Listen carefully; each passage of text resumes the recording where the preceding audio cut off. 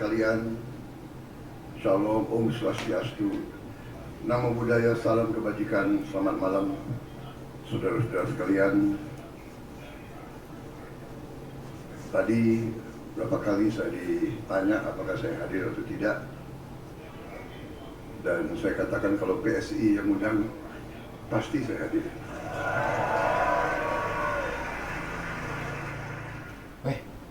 Pemilihan umum ini kapan dimulainya? Kira-kira kalian sudah ada capres yang akan kalian pilih? Pemilu mulai tanggal 14 Februari tahun depan sih. Aku belum tahu mau milih siapa. Sekarang udah mulai panas nih, capresnya udah saling adu argumen untuk nyari simpati rakyat. Di TV banyak udah. Yo, di sosmed sudah banyak yang ngebahas calon presidennya. Nah, pemilihannya masih sama atau udah berubah? Kayaknya masih sama lah Nil, tapi nggak tahu juga sih kalau ada kebijakan baru pasti berubah lagi. Walah. Oh iya, sistem pemilu sekarang ini sama dah ya kira-kira dengan sistem pemilu masa awalnya terjadi pemilu?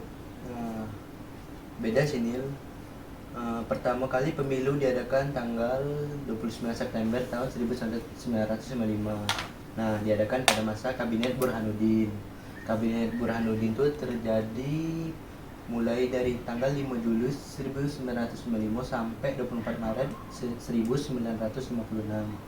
Nah, sistem pemilu waktu itu sistem pemilu proporsional. Nah, dari artikel yang kudapat ini, jadi definisi dari sistem pemilu proporsional ialah mengizinkan partai politik untuk mendapatkan kursi di parlemen berdasarkan persentase suara yang mereka peroleh dalam pemilu. Dalam pemilu ini terdapat beberapa partai politik yang berpartisipasi dan kursi di parlemen didistribusikan sesuai dengan jumlah suara yang mereka dapatkan.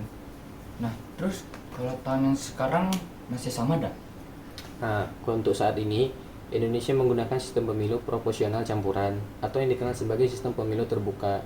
Dalam sistem ini, pemilih memilih partai politik dan calon anggota legislatif secara langsung. Sedangkan di masa Kabinet Burhanuddin, sistem pemilu proporsional murni digunakan, di mana pemilih hanya memilih partai politik. Nah, caranya pemilu pada masa Kabinet Burhanuddin itu ada beberapa kontroversi dan kejanggalan. Misalnya, adanya kemungkinan kecurangan, terlibatnya pihak asing, konflik internal, transisi politik, sama adanya peran militer dalam pemilu. Hah? Maksud dari kejanggalan dan kontroversi itu apa bahaya sih? Maksud adanya kemungkinan kecurangannya itu adanya dugaan kecurangan pemilu. Misalnya di dalamnya itu terdapat ada tuduhan manipulasi hasil pemilu dan praktiknya meragukan. Terus ada terlibatnya pihak asing, adanya keterlibatan pihak asing termasuk Belanda yang ingin mempengaruhi hasil pemilu tersebut. Nah, itu maksud dari konflik internal, yaitu terdapat konflik internal antara kelompok politik dan militer dalam mempengaruhi keberlangsungan, stabilitas, dan proses pemilu. Ada juga transisi politik. Maksudnya pemilu saat itu merupakan bagian dari transisi politik yang lebih besar menuju penyelesaian konflik Belanda-Indonesia dan kemerdekaan Indonesia. Nah, kalau maksud dari adanya peran militer itu ialah terdapat intervensi atau campur tangan pihak militer dalam politik yang mempengaruhi dinamika pemilu dan hasilnya. Rupanya banyak juga ya perbedaan pemilu masa sekarang dengan yang dulu, kayak sistemnya gitu.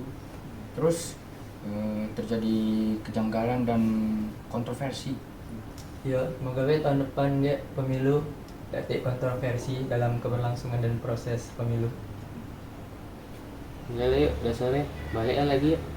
Kau balik kan ya? Ya balik lah. Makasih Lala. Yuk, sama-sama. Dekat. Sudah.